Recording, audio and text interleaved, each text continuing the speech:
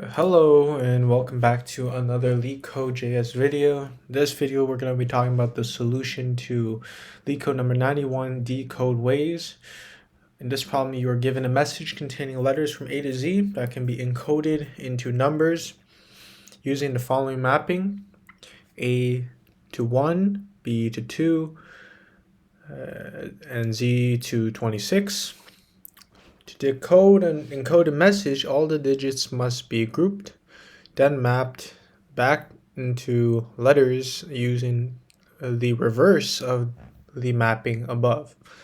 There may be multiple ways. For example, 11,106, 11106 can be mapped into AAJF with the grouping with the first grouping, and if you group it the second way, then we'll map to a different character set.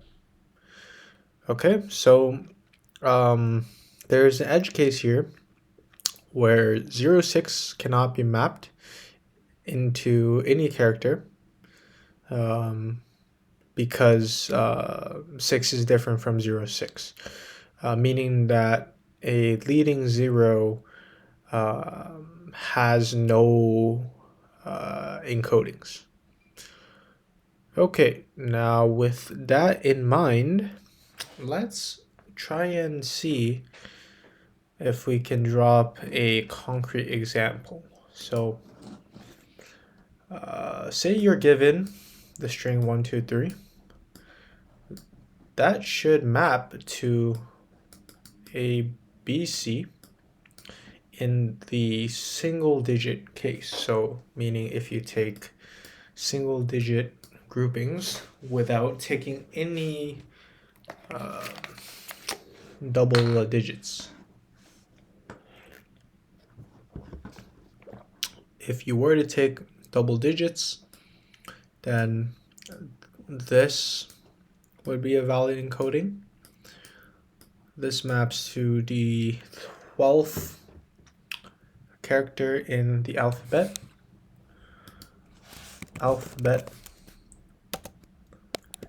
numbered 1 through 26. So what that gives us is L. So L and C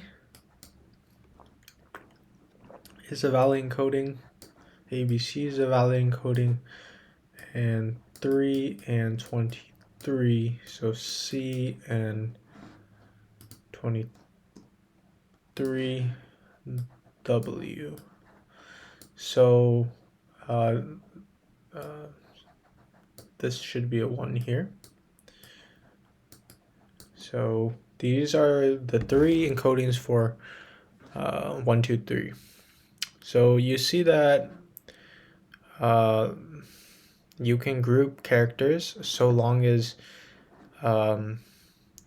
if it was a double digit, for example, it must be less than or equal to 26. So for some C1, C2, it must be less than or equal to 26.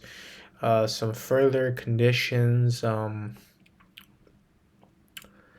We have some further recursive conditions, which we'll get to, which deals with the leading zeros. So we'll first just move on to the initialization of how I did it, at least. So I used top-down dynamic programming. So in any dynamic programming case, you always initiate a cache, and that cache will be of size string dot length, the input string s dot length. And how we're going to look at this problem is by creating a cache for 1, 2, 3, and there's going to be 3, and we're going to have a cache, and we're going to start at the tail end of the string, and we're going to insert values into the cache. And what this cache is going to represent is the substring of the tail end from string dot length minus I to I.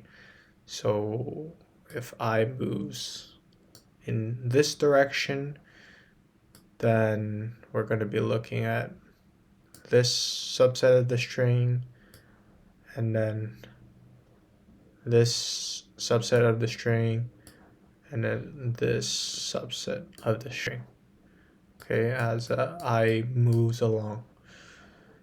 The reason why we're doing this, so it takes some thinking to see how we're going to deal with deleting 0. But in the base case, whenever there is a 0, we want to immediately just return 0 because there is no encoding with a leading 0. It doesn't matter if it's 0.6 or 0.67, 1 or 0.12. As long as there's a leading 0, there is no value encoding. So that gives us some information that whenever that is the case, we'll just plop a 0 into there. Okay, and I want to illustrate another example because I think it's very important to first draw concrete examples before implementing any code. Is how we're going to deal with the double digits. So we had a cache in the previous slide, and it represents, like I said, the substring up to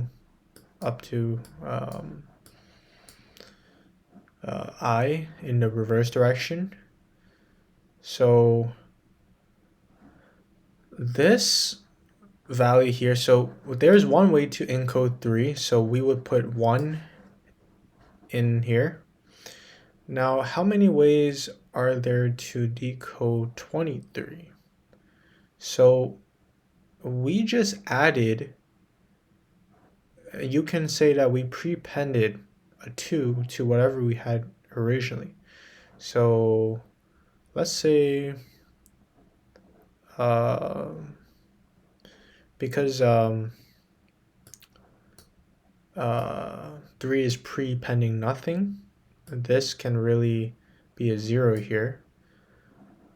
2 in this case, because we're prepending it to whatever was that cache of s.length, it's actually just going to be equal to whatever the cache was at this index, because we're just because this is a simple case where 3 is the tail of the digit. But if this was 1, 2, 3, 4, for example, and there was one way to do 4 to encode 4, and there's one way to encode 3, then 2 is just equal to whatever was in the cache in the previous index. And I hope you can see that, because for whatever cases, yeah, so whatever, let's say pairs and groupings, let's say it was all just like 11 and 10, for example.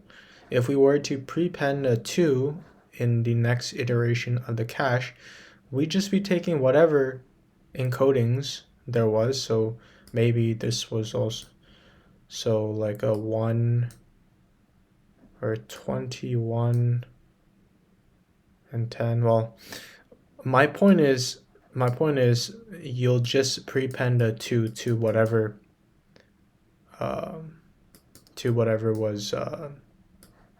was a valid encoding in the previous cache. So that's why cache at I is equal to cache I plus 1.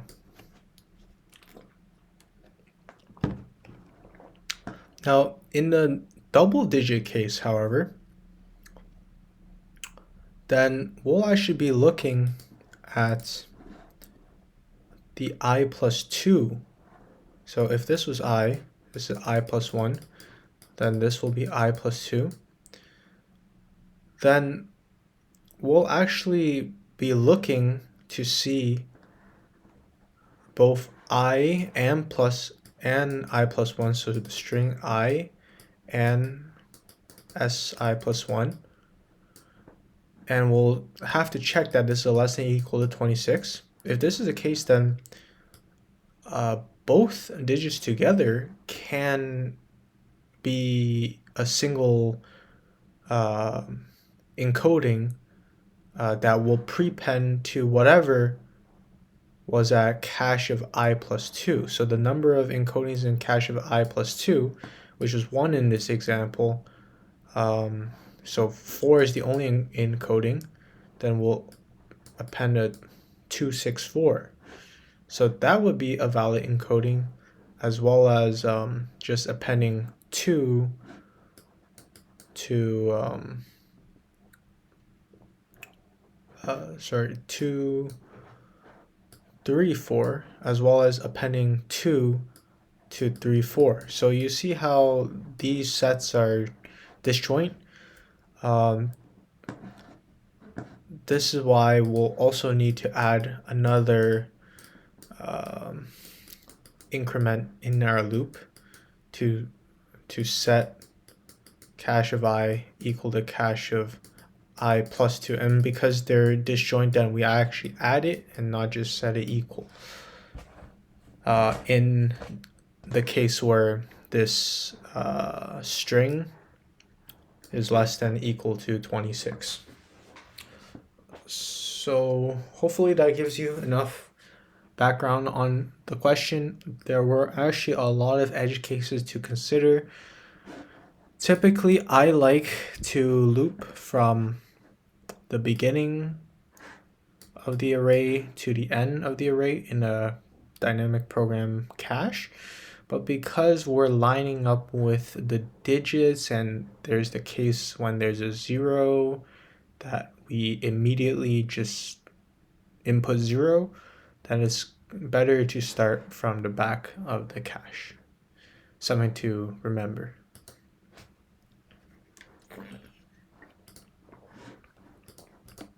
So let's get started with a cache of size s dot length, and we're going to fill it with zeros for now, and then we're going to loop over the string in the reverse direction. So starting from s dot length minus 1, the last index, all the way up to the 0th index, and decrementing the loop variable. So doing this, we first check that if s at I is equal to 0, then we want to immediately set the cache I equal to 0, because there's no encodings for a leading 0. In the other case, when it is not a leading 0, then we can set it equal to whatever came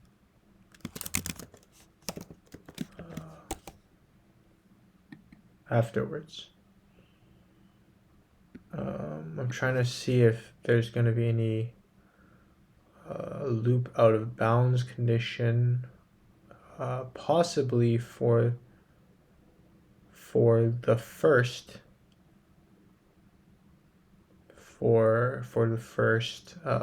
loop, but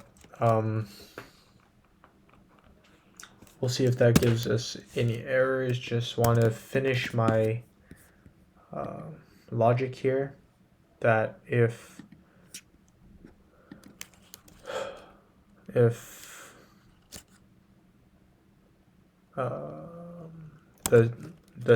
the string I at I plus the string at I plus 1 is less than equal to 26, and also of course we must parse the int from here. If that's the case, then we're in the double digit case, and we can also add whatever was in cache at I plus 2. And finally, we'll need to return the cache as 0, which means which is the very last cache that we change.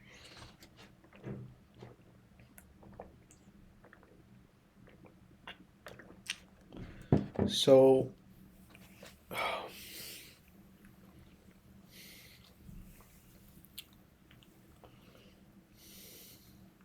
we also need to check that the string at I and I plus 1 is greater than equal 10, because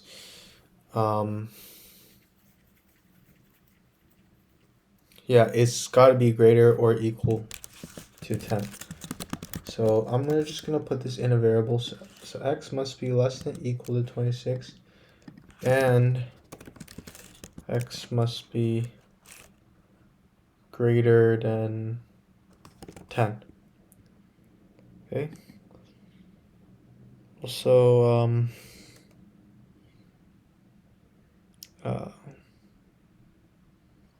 I'm gonna play safe here and just make sure that there's no out of bounds condition. So I must be less than s dot length minus 1. That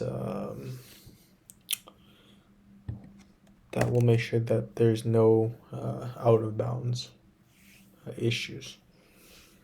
Okay.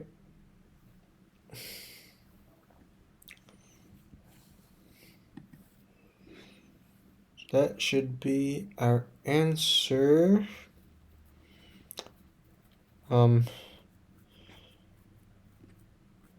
Output here is undefined. Expected 2. Does it pass the other test cases? Like I said, there's probably some loop out of bounds. Okay. So I'm just going to debug this by console logging the cache. It's my alarm. Going to run that. Let's see what happens here. So 0, undefined, and undefined. So yeah, it's got to deal with the fact that this might be array out of bounds. So perhaps we start at s.length minus 2.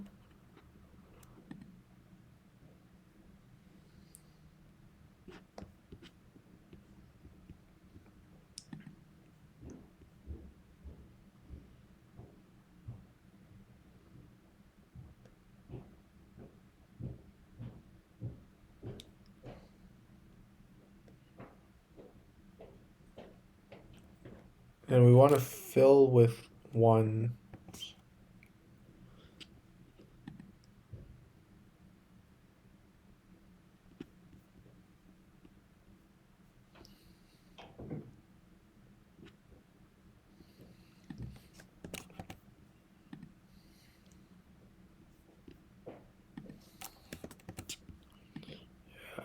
I don't think we need to go back twice.